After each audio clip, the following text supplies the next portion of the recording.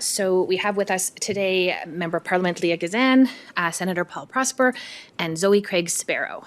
If you will all, I believe, have an opening statement, and then we will go to the room for questions, one question and one answer. So go ahead. Okay, sure. Good morning. Waliasik Boog. My name is PJ Prosper, and I am a senator for Nova Scotia, Mi'kma'ki. I am a former chief of Buckingham Mi'kmaq Nation and a former AFN regional chief. Earlier today, I had the honor and privilege to stand with National Chief Woodhouse, Chief Nikki Van Orishat, and members of Caldwell First Nation. I heard the heartbreaking stories of those directly impacted by ongoing discriminatory policies, such as the second generation cutoff. Chief Orishat's comments sum up perfectly why we are here today. She noted that community recognition is not the same as legal recognition. Status is currently the only link we have to critical supports and programming only made available to those with status. Status is manufactured recognition, but it is the only legal recognition accepted by the government of Canada. I brought the Senate amendments to this bill forward. For me, ending the second generation cutoff is the most important issue I am working on. Let us be clear. The second generation cutoff is a assimilationist policy. It is legislated extinguishment of our inherent Aboriginal and treaty rights. Since the Senate passed this bill as amended by a vote of 63-0 with 8 abstentions, I have received copies of over 4,100 letters of support from individuals and First Nation leaders. Over 10,400 signatures were gathered for e-petition 7200, calling for the immediate passage of S-2 as amended. Over 500 First Nation communities and counting, and dozens of First Nation organizations support these amendments. That is why I find it baffling that the government continues to delay on the basis of needing more consultation. No other order of government requires unanimity before moving forward.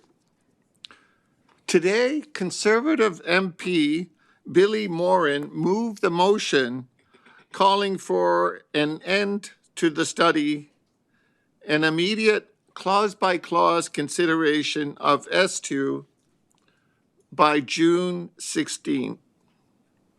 Bloc MP Marilyn Gill asked tough but fair questions of the minister. NDP MP Leah Gazan is graciously hosting this press conference. Today, every opposition party has proven concretely that they are standing with us, pushing the end to this discrimination. I would like to end with a statement from my friend and colleague, Senatrice Michelle Audette, who unfortunately was unable to join us today. She provides, and I quote, as part of his mandate, Prime Minister Mark Carney is seeking solutions to the challenges facing Canada. With Bill S-2, the Senate has put forward thoughtful solutions based on expert advice. The calls made this week by Indigenous leaders and advocates demonstrate the urgent need for action. I hope that government will give this bill the attention it deserves by making it a priority for the benefit of all communities involved. It is time to put First Nations first and pass Bill S-2 as amended before the summer recess. Merci. Thank you, Walalio.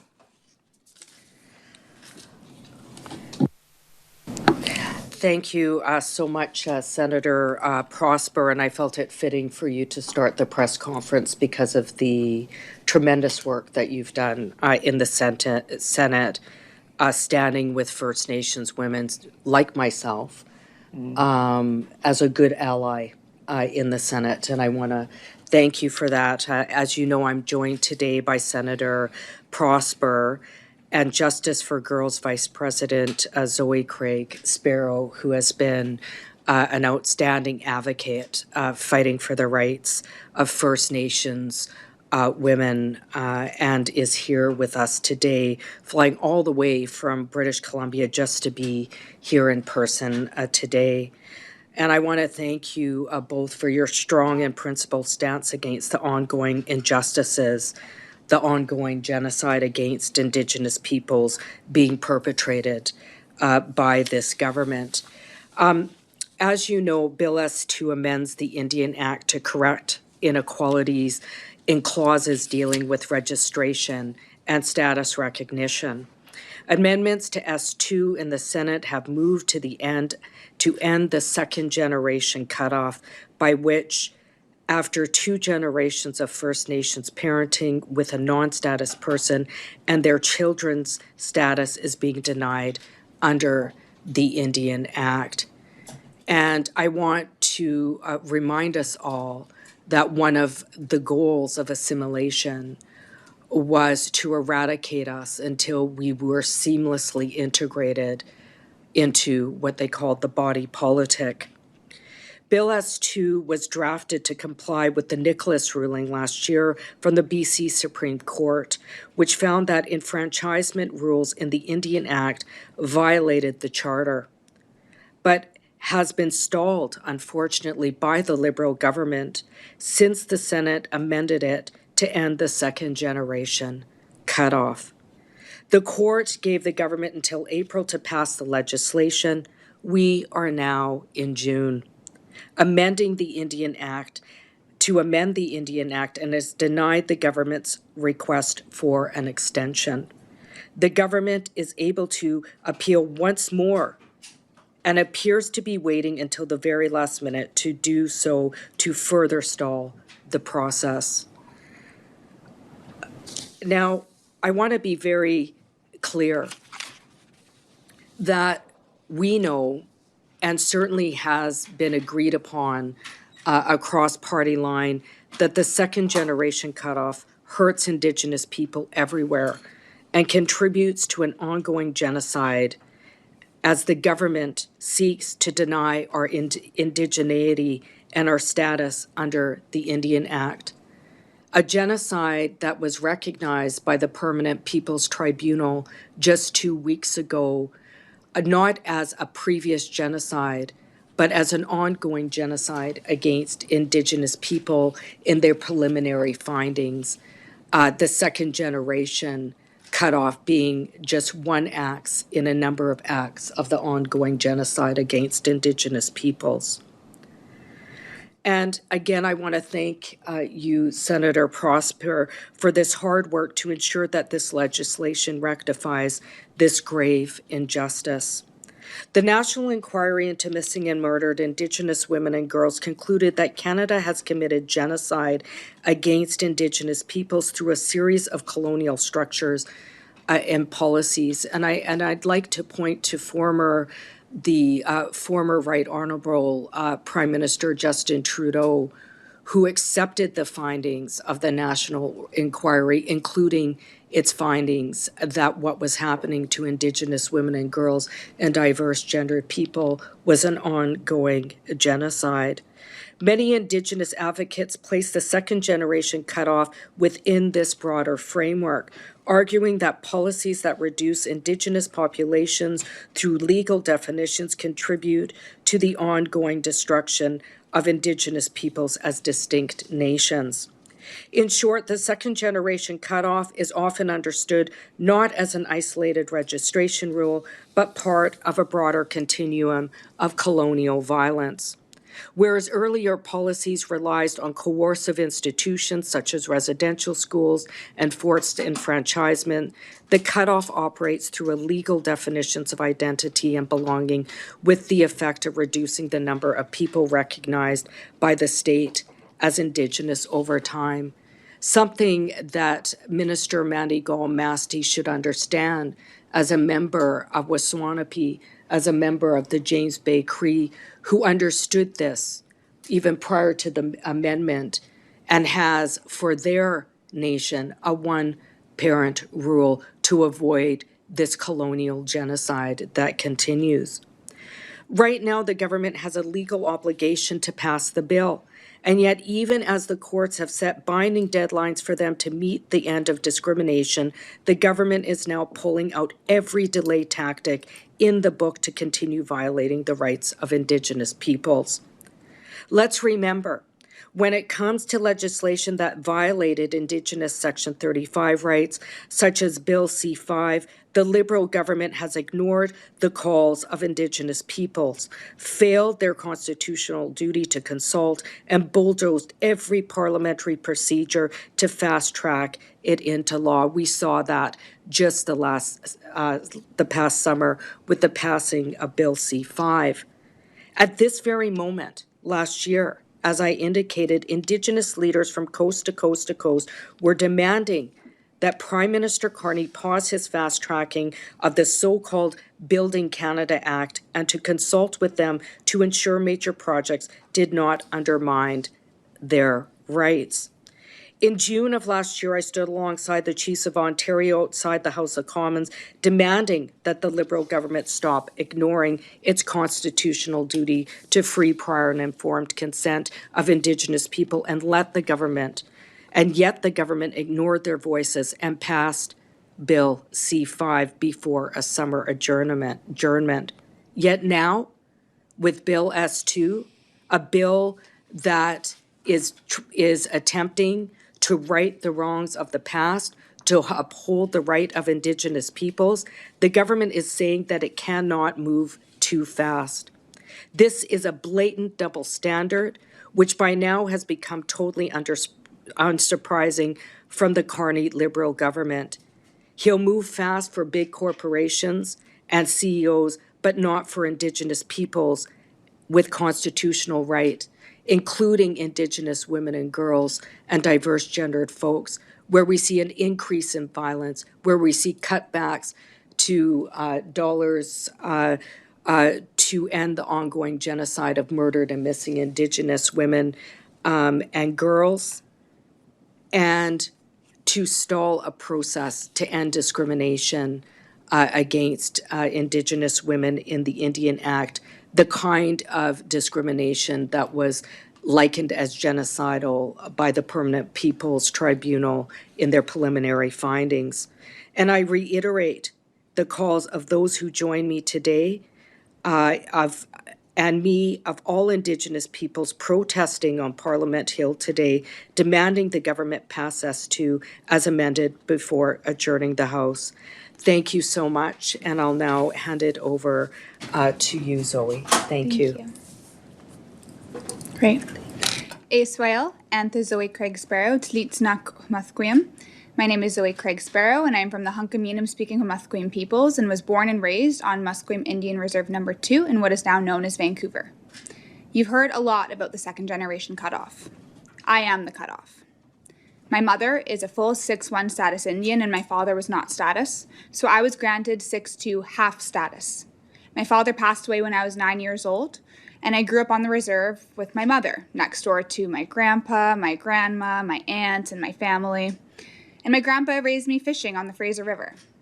I met my now fiancé on Musqueam, who is not First Nations but also grew up on the reserve. And we're getting married in October and plan to have children together soon.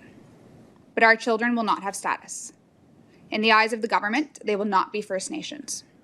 They will not be able to inherit the home that I own, right next to my mother's. And they will not be able to exercise their Aboriginal right to fish. My babies won't even be allowed on the boat with me. They won't be able to play in the First Nations soccer tournaments with their cousins. Despite Minister Galmasti saying today in INAN that status is just about benefits, it is so much more. It is identity, belonging, community, culture, and access to rights and services. And this is especially crucial for Indigenous women and girls who are experiencing genocide and disproportionately high rates of violence. When we say this will lead to legislated extinction in 3 to 4 generations, we mean of entire nations and peoples.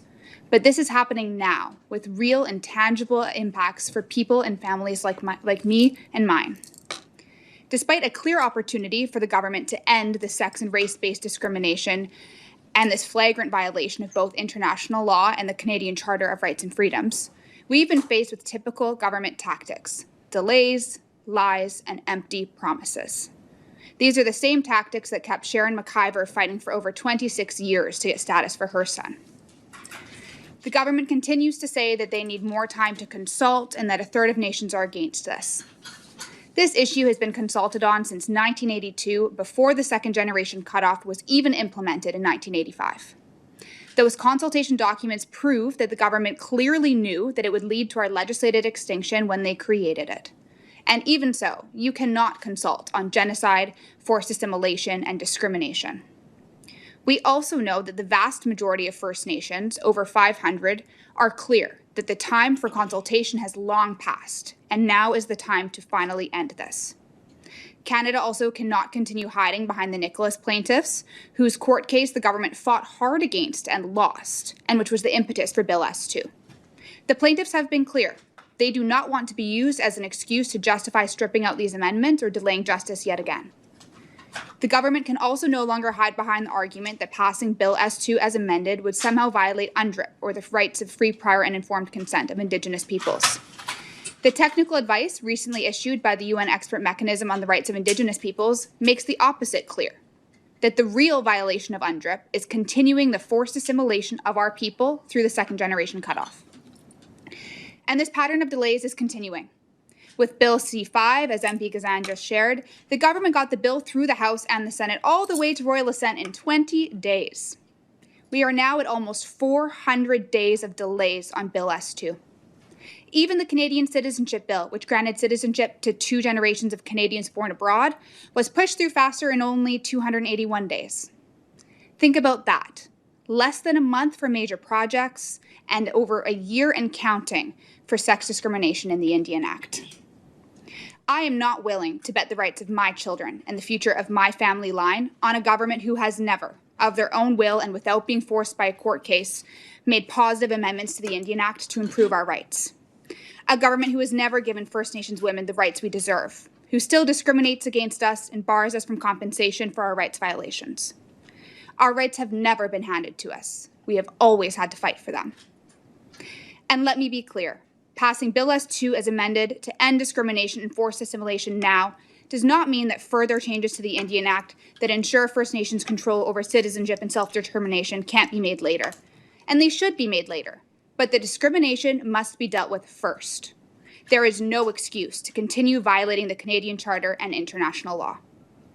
The government is running out of excuses, except for the reality that maybe they don't want Indians forever. They want us to have an end date. At least that's what their actions are showing us. And if our government and our Prime Minister actually respects human rights and international law and doesn't want the legislated extinction and forced assimilation of First Nations, then they should stop wasting time and pass Bill S-2 as amended by the Senate before the House rises for the summer. And the upcoming vote on Tuesday in Inan to move to clause by clause is the first step. Heichka, thank you. Thank you very much. We will now move to the room for questions. One question and one follow. At the moment, I don't see anyone online, so I'll keep an eye on that. We'll start with Alessia Pasafume from the Canadian Press. Hi. My question is for you, MP Gazan. I'm wondering your reflections on your former colleague, Lori Idlout, saying that after she heard about the government's position, her mind has been changed. I know that you guys worked really close together when you were in the same caucus, and she was on side with the amendments before she went to the Liberals. Wondering what you make of that. Well, I think, any sort of defense to keep a sexism and racism in the Indian Act is unconscionable. The fact that this government is doing everything in their power to keep discrimination in the Indian Act, something that is in clear violation of the rights of First Nations women, is abhorrent. I know that, MP Idlout has switched her position, and I encourage her to stay true to the promises she made to First Nations women across the country when she first tabled the position, and not willfully participate with the Liberal government to willfully, knowingly violate our rights and take an action that is in complete contrast to what was noted in the National Inquiry into Missing and Murdered Indigenous Women and Girls. And I also have one for you, Zoe. The last time we talked about this, you had said that you've been trying to get a meeting with the minister for more than a year and that call wasn't answered. Have you met with her? And I believe there's also a call for you to meet with the Prime Minister. No, we have not met with Minister Galmasti. We have been trying to get a meeting with her since May of last year, and she either does not respond to our requests or we meet with others from Indigenous Services Canada. And now, yes, we are trying to get a meeting with the Prime Minister, who also has not responded to our requests to meet. If I can just ask quickly, when you requested the meeting with him? Over the past month, we've issued various letters and requests and have not heard back. But we are hoping that he will meet with First Nations women leaders like Sharon McIver and like the Indian Act Sex Discrimination Working Group as soon as possible, given the urgency of the rights violations at hand. Fraser Needham, APTN. There was a couple of media reports recently that the Parliamentary Secretary for Indigenous Services did raise directly some concerns about their legislation with the Prime Minister in a caucus meeting. He declined an interview on it, although he didn't deny the allegations, directly leading to believe that there is some truth to them. Does anyone want to comment about that? And I think that the stories say that basically the Prime Minister said, not my problem, and carry on. So I was just wondering if anyone wanted to comment on that. We make choices as legislators in this country. We take an oath to uphold the rule of law, and that means upholding the Constitution. All legislators, regardless of which party they are from, has an obligation to protect our Constitution. And that includes the rights of First Nations women and their descendants. I urge all Liberal members of Parliament to take their duty seriously, to push their government to move forward Bill S-2 with great speed and do the right thing and vote to uphold the human rights of all peoples, including the rights of First Nations women across the country. I guess the follow-up I would have to that is, do you think the Prime Minister is creating that environment? the follow-up I'd have to that is the Prime Minister creating that environment to happen? I can't comment on caucus matters with the Prime Minister. That is for them to do in their own party. Thank you. Marco Vigliotti, iPolitics. Thanks for agreeing to take our questions. One thing I wanted to ask, and to anyone who wants to take up my offer, one thing we've heard constant criticism from Liberals on the INAN committee has been some of their messaging around citizenship and status, and criticism that they might be conflating the two in a deliberate attempt to justify the further need for consultations. So when you're seeing those questions, when you're seeing the type of questions these Liberal MPs are putting forward, do you agree with that criticism that this is an effort to confuse the two so that they can justify further delay on moving this bill forward? Sure, I'll provide some comments, and thank you for the question. The immediate and sole focus for the amendment bill of S-2 is to deal with the subject matter of status. It deals with the legal relationship and obligations of the federal government to Indian people on the basis of essentially that status. And as mentioned certainly earlier, that has to be in line with domestic and international law. And it's clearly discriminatory, and it needs to be resolved now. With government's reference to citizenship and membership, there is certainly a time and a place for that. But that time and that place is not now. The time now is to end discrimination now, which is central to the subject of status.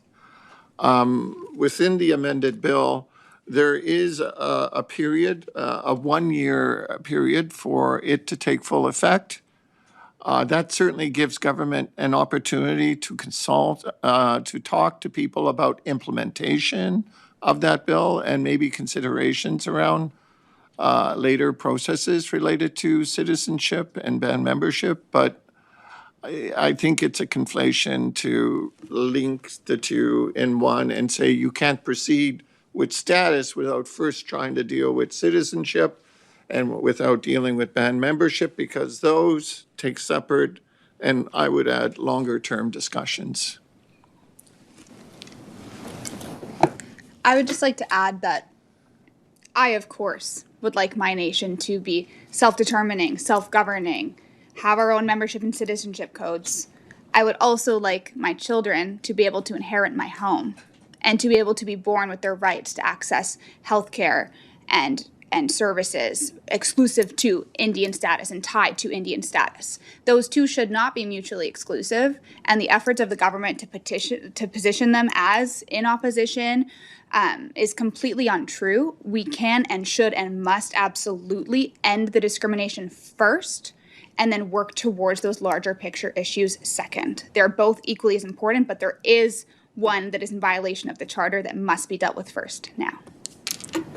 Thank you. And Zoe, just picking up on something you said earlier about how the Nicholas plaintiffs kind of didn't want to see this second generation issue be used as a justification, or the court deadline as a justification to not act on that.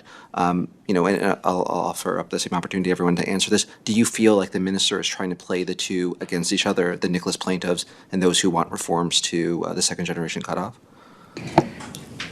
Yes, I think in the Senate Indigenous Committee in APA, the minister certainly testified to that effect, saying that there couldn't be amendments to S-2 because it would delay justice for the Nicholas plaintiffs. And what we're seeing now is the amendments were made, and that's not what the delay is. The delay is now in the House Committee in INAN, and the reality is that the Nicholas plaintiffs rightfully want status for their children as well, and they too don't want the second generation cutoff, because as is now, the Nicholas case is a piecemeal approach, and we're talking about broader change that ensures the end of discrimination in the Indian Act.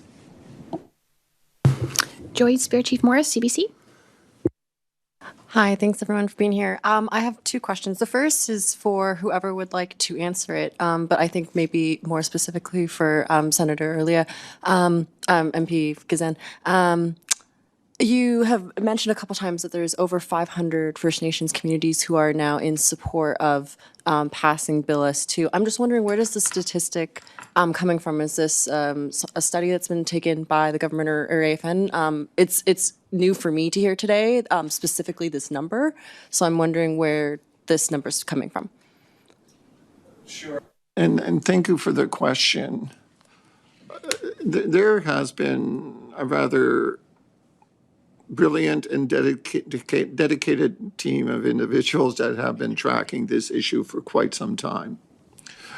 And through the course of the bill's introduction right through to where it is today, there has been numerous forms of communication, letters, testimony, various releases that have come out. And all of that has been tracked quite methodically and to a very high degree of detail. And I could say, with a significant amount of confidence that those numbers of 500 are accurate in terms of those First Nation communities out of roughly 634, but, are in support of S-2 as amended. And that number is growing. So, I can certainly look to get and provide you with further detail with respect to the methodology, if you so choose, to show that those numbers do align and reflect it through the true support that exists there. Thank you. And second question is for MP Gazan. You have been a champion of the try to put residential school denialism as a hate crime in Canada. The amendments were just, I know you have the private members bill, but there were the amendments in the current legislation that were removed by the Senate. I'm just wondering for what your thoughts are, especially as you mentioned the Permanent People's Tribunal that happened a couple weeks ago. Well, I think this is indicative of what we're seeing from Carney's Liberal government. They pick and choose when to uphold the rights of Indigenous peoples, the safety, dignity, and security of Indigenous peoples when it suits their political and economic interest and brushes them aside when it does not. I think Bill S-2 and the stalling tactics in it is certainly indicative of this. Looking on their website, where they're giving performance indicators where their goal is starting at 17% reporting of gender-based violence on reserve, right? To improve it so it's only 16% reporting as a measure of progress when it should be zero. That is how blatantly discriminatory this government has been. My bill seeks to amend or to add to the criminal code residential school denialism by condoning, justifying, downplaying, or minimizing what happened in residential schools. We currently have a section within the criminal code that has dealt with Holocaust denialism. I'm very pleased about that. My bill only seeks to add to it. I have offered the bill to take it on as a government bill. It would cost no amount of money. And I want to remind everybody, when we talk about reconciliation, the government seems to just flippantly talk about economic reconciliation.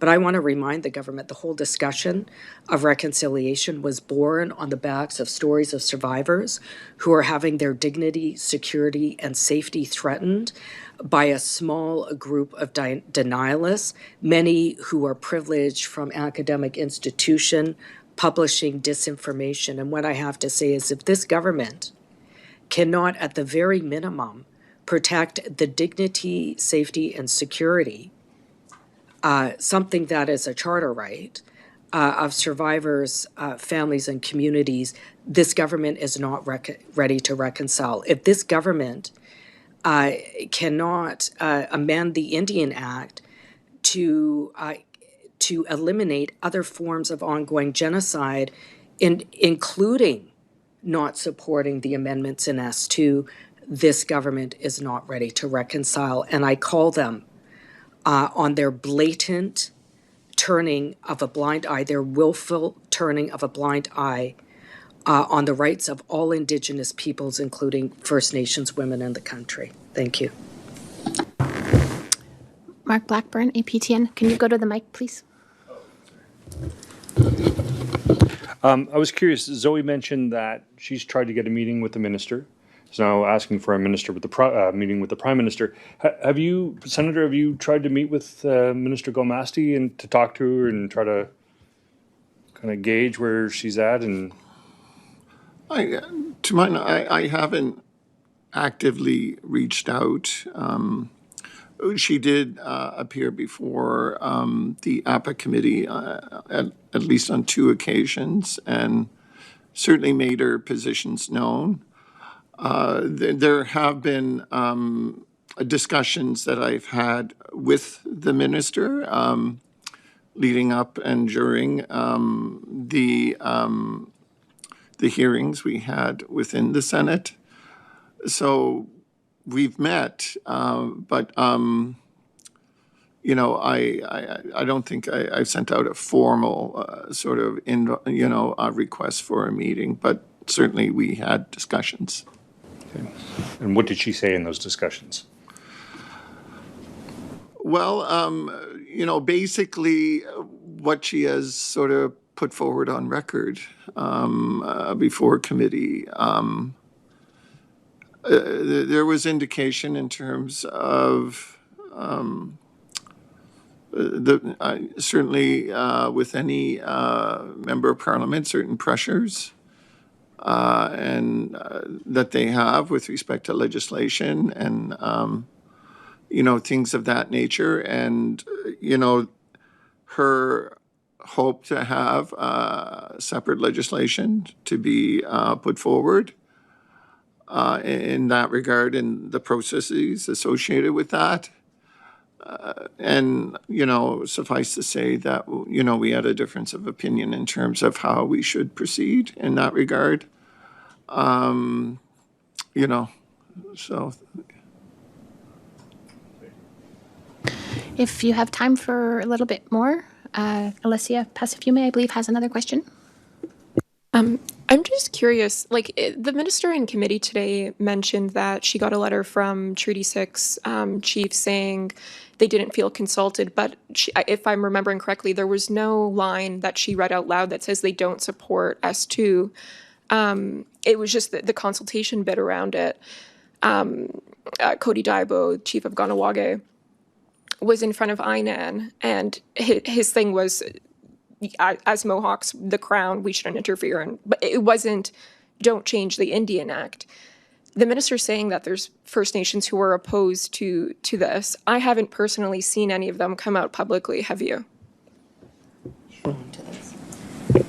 I'd like to remind the minister that we live in a democracy. I've never seen somebody elected as government with 100% support. That argument, although I haven't seen any proof of it, is a pretty weak one. Certainly as Indigenous peoples, we have opinions that we agree on and disagree on. That's called a democracy. What we do know, even if it was true, is that the majority of First Nations support ending sexual and racial discrimination from the Indian Act. In fact, I think the minister will be hard pressed to find Indigenous people that say we want to continue to have sexism and racism perpetrated against our well-being.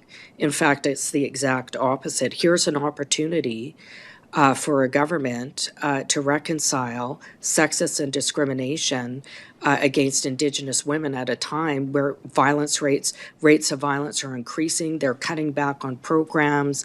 Our safety and life or lack of life seems to be no consequence of this government to do the right thing. She is failing. And I hope that she reconsiders her bureaucratic position and stands in solidarity with other First Nations women who are saying No, it's time to abolish racism and sexism out of the Indian Act. Thank you. Okay, with that, we still have no one online, so we will wrap up the press. Oh, did you want to? Sorry. Okay, yeah, go ahead. Just follow up on that, and thank you,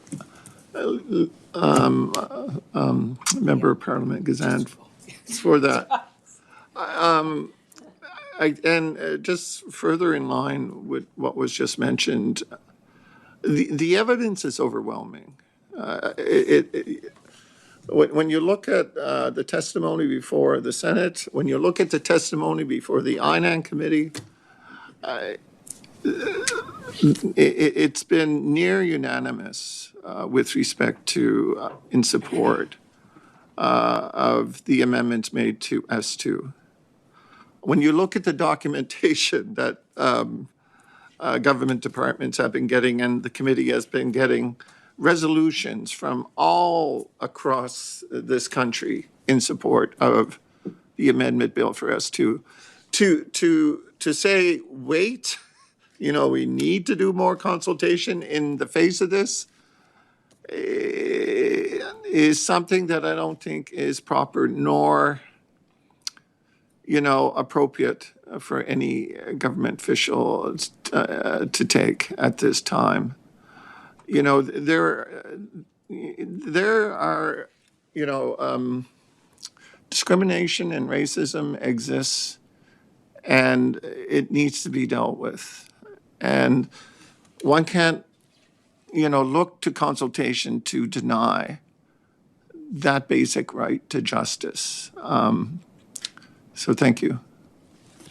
If I can sneak in one more very quickly, or I'll give it to Fraser. Sure. Go ahead. Okay. I love the collegialism. Okay, go ahead, Fraser. Lots of questions. And I wanted to follow up a little bit on that. I know that since the government introduced this bill last year, there's been a lot of discussion. A lot of you have been working on this very hard and diligently. And it's become pretty clear that they've dug in their heels and do not want to make any changes. And if you look at it, since I said this last June, they could have held some pretty extensive consultations in the time from then to now in that year, and I'm not sure that they have. Why do you get the sense of working on this as you have that they have dug in their heels so hard that they do not want to amend this legislation? If I were to be quite frank about it, it's all about the money. And I think Zoe had mentioned it earlier as well with respect to the intent of introducing the second generation cutoff in the first instance, which, by the way, there was no consultation to insert it, with Indian Act. Now, all of a sudden, there's a lot of consultation that is required to take it out. That aside, it's quite plain to me that what we're looking at is the mathematical extinguishment of a people. And government has an obligation to Indigenous people, and they have obligations to status people, Indians as well. And with respect to status comes a special relationship and special obligations to legal obligations to programs and services. And I think it's all a matter about money and, having to spend more money to account for more status Indians. So I really don't think at the end of the day, it's all about consultation. Can I? Sure. Just adding on to Senator's Prospect's comments, or Prosper comments, I think it also speaks to the normalized genocide against Indigenous women in this country. Let's not forget they've cut back funding for murdered and missing Indigenous women and girls. They have, by their own admission on their website, accepted violence as a norm in the community, not to eradicate violence, but to push it down to 16%. while cutting back when the rates are growing on any sort of funding, that there has been since enfranchisement, this is not a new concept, a legislative agenda to eradicate Indigenous peoples so that we could just blend into the body politic. I think this is another example of that colonial behavior. And I urge the minister, to stop playing games, to stop forcing particularly First Nations women to have to engage in silly season talk about whether we need to be consulted with about whether we want racial and sexist discrimination to be taken out of the Indian Act. I think she would be hard-pressed to find anybody that would want it to stay in it. And to focus her attention more so on ensuring an improved quality life for Indigenous women, girls, and diverse gendered folks, and to spend her time implementing calls from the National Inquiry into Missing and Murdered Indigenous Women and Girls, including eradicating sexual discrimination from the Indian Act. I think that's a better use of her time and her power as a minister. Thank you. Okay, and with that, we will wrap up today's press conference. Thanks so much.